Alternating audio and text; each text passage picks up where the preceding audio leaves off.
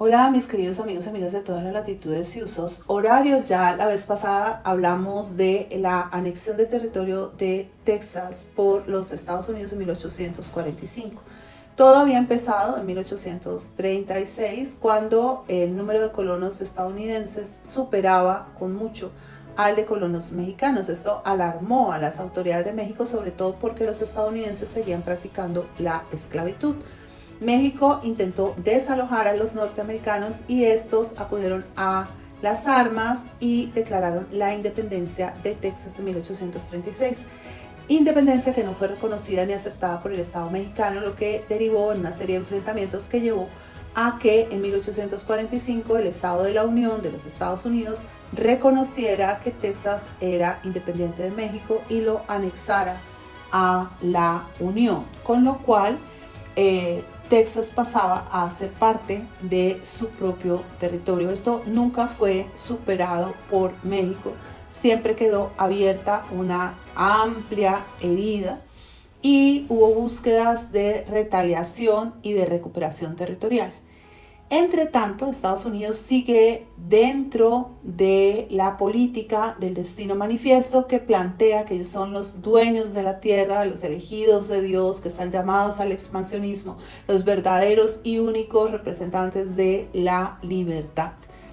Todo esto sumado a unas causas políticas internas donde hay unos intereses esclavistas muy propios por parte de los estados del sur.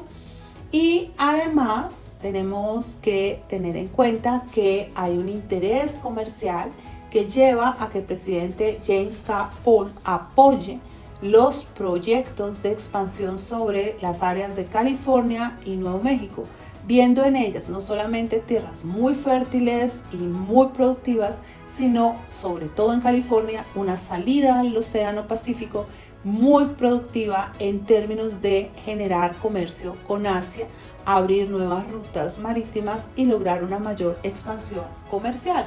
El único problema es que estos territorios pertenecían a México. México en ese momento fue visto por los estadounidenses como un estado pírrico, como un estado frágil, que estaba lleno de problemas, donde había inestabilidad política, golpes de estado frecuentes, crisis económicas y un ejército muy mal equipado. Todo lo cual era cierto.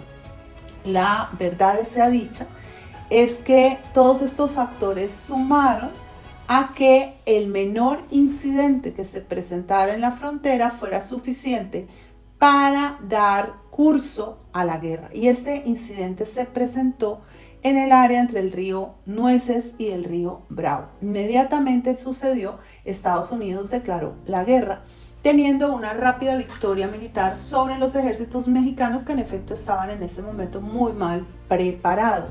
Y llegando los estadounidenses incluso a ocupar Ciudad de México en 1847. La guerra concluiría con el Tratado de Guadalupe Hidalgo en 1848 y este tratado va a ser penoso para México, que va a perder el 50% de su territorio. Texas, que ya había sido anexada, además de California, Nevada, Utah, Nuevo México, Arizona, parte de Colorado, parte de lo que hoy en día es Wyoming, van a pasar a los Estados Unidos. En ese momento no se tenía noticia todavía del oro de California, que fue descubierto un poco después. Estados Unidos pagó al gobierno mexicano una indemnización de $15 millones, que se puede considerar que fue ridícula en relación con los territorios adquiridos, a los que se sumaron 3,25 millones que se obtuvieron por ventas forzadas de tierras a granjeros y campesinos estadounidenses, para un total de 18,25 millones de dólares. A esto se agregó otra indemnización o otra compra de 10 millones de dólares para la obtención de territorios en la actual Arizona y en Nuevo México. Esta compra se conoce con el nombre de compra de la Mesilla y tuvo lugar en 1853.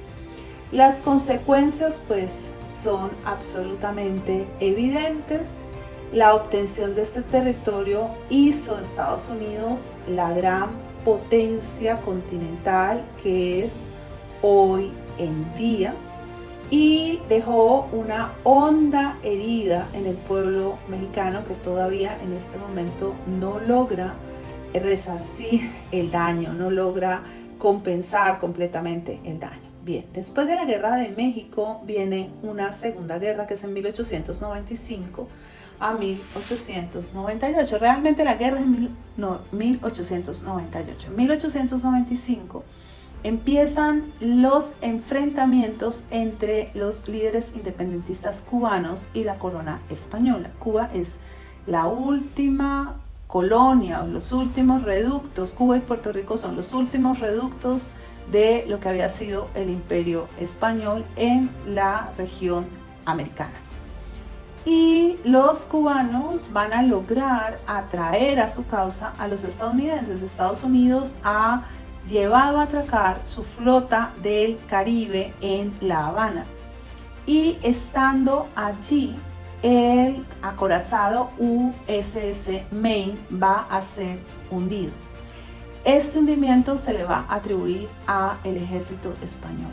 Se viene un intercambio militar de corta duración que resulta en la derrota de España, que va a cerrarse en el Tratado de París. En este Tratado de París se van a tomar una serie de decisiones de alto relieve. Entre ellas se decide que Cuba sea declarada libre, pero eso sí, bajo la tutela de los Estados Unidos.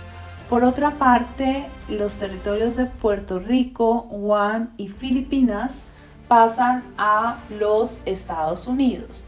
Por Guam y por Puerto Rico, Estados Unidos no va a dar un peso, es decir, lo va a asumir como parte de su reivindicación de victoria y como parte de la indemnización por el barco que han perdido. Mientras que por Filipinas sí se va a pagar una suma de $20 millones de indemnización a la corona española. Bien, tras estas situaciones, lo que se nos viene es ni más ni menos que la independencia de Panamá. El Estado colombiano, con muchas dificultades, había venido trabajando en la construcción del Canal de Panamá. Y este canal había generado una inquietud y un gran interés por parte de los Estados Unidos. Panamá hacía parte de Colombia desde 1821, siendo uno de sus departamentos.